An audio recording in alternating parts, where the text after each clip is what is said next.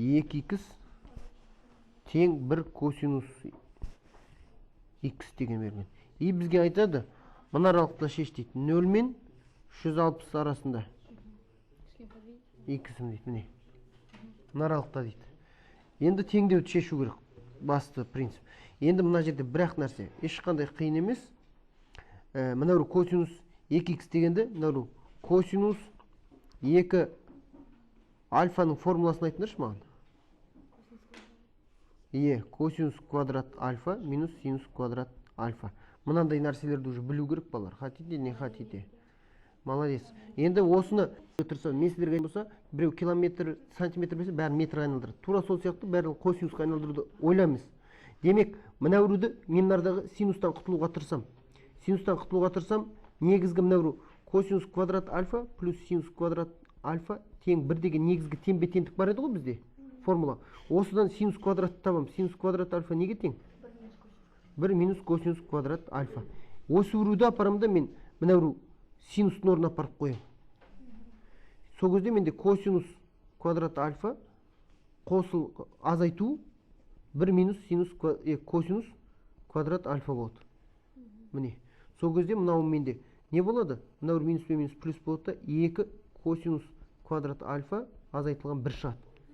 Демек, мен полностью мына ненің орнына, косинус 2х-дің орнына, міне косинус 2х-дің орнына 2 косинус квадрат альфа минус 1-ді қойылам.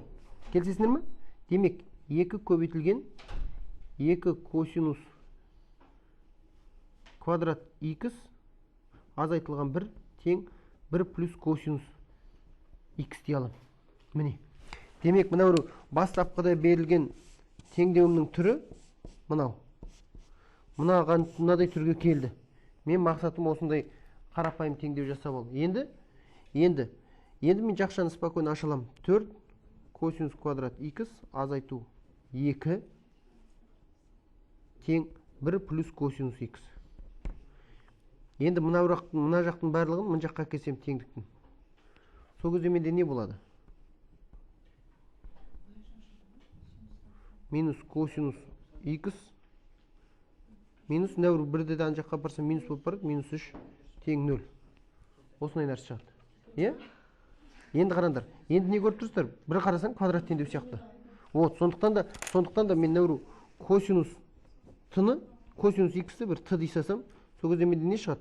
4 минус т минус 3 тең 0. Мен сіздерге айтатым, ылғидағы коэффициенттер ережесі бүкіл 12-ші классқа дейінгі есептердің негізі себебіне мынаны қоссам, қазір мынадағы шығады. Яғни а плюс сым тең в деген мынадай қасиет орындалып тұр. Мынарда. Ендеше т1 мен т2-ні сразу айтуға болады. т1 жоқ, минус 1.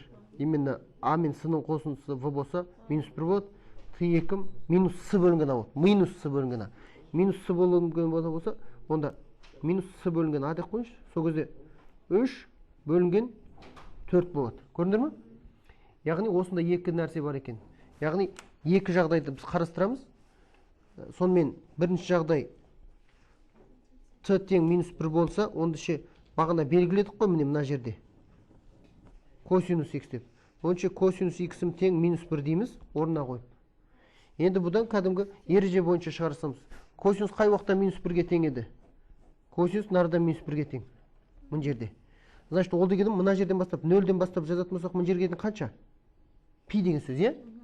Яғни, пи тағы да минус 1-ге қай уақытта болады? Бір айналып келгенде пайда болады. Ендеше, пи плюс 2 пиен деген осырадан шығады міне. Пи тура пиде косинус минус 1-ге тең ғой. Өйткені мынарда косинус деген ол бағана айтқанбыз, косинус деген ол мына ось. Мынарда минус 1-ге тең, мынарда 1-ге тең. Сондықтан пиға тура минус 1 қайтадан қай уақытта шығады? Тағы да бір рет круг жасағанда келеді. Сондықтан 2 пиді қосты міне. Қасына 2 пиені жасылам. Енді екінші жағдай. Екінші жағдайда косинус х тең болады 4-тен 3-ке. Міне 4-тен 3 деген саным, ол мына бізде бұлай болатын. Мынаның модулі бірден кіші болса, 0,75 қой. Значит, біз мына есепті ары қарай шығара алам деген сөз. Мына есепті ары қарай шығарам, х-ім тең болады. Енді мына орда несін білмесем, тура бұрышын білмеймін ғой. Сондықтан плюс-минус формула бойынша арк косинус 4-тен 3 плюс 2 пиені жазып қоямын. Енді бұл жерде ешқандай не жоқ. Бұндай есептер берілетін болса, бізге калькулятор беріледі. Калькулятордан шығара саламыз. Не істеушек? Shift басамызды, косинусты басып, 3 бөлінген 4. Тең. Значит, примерно мына біреуді бассам, менде 40 градус 24 минут.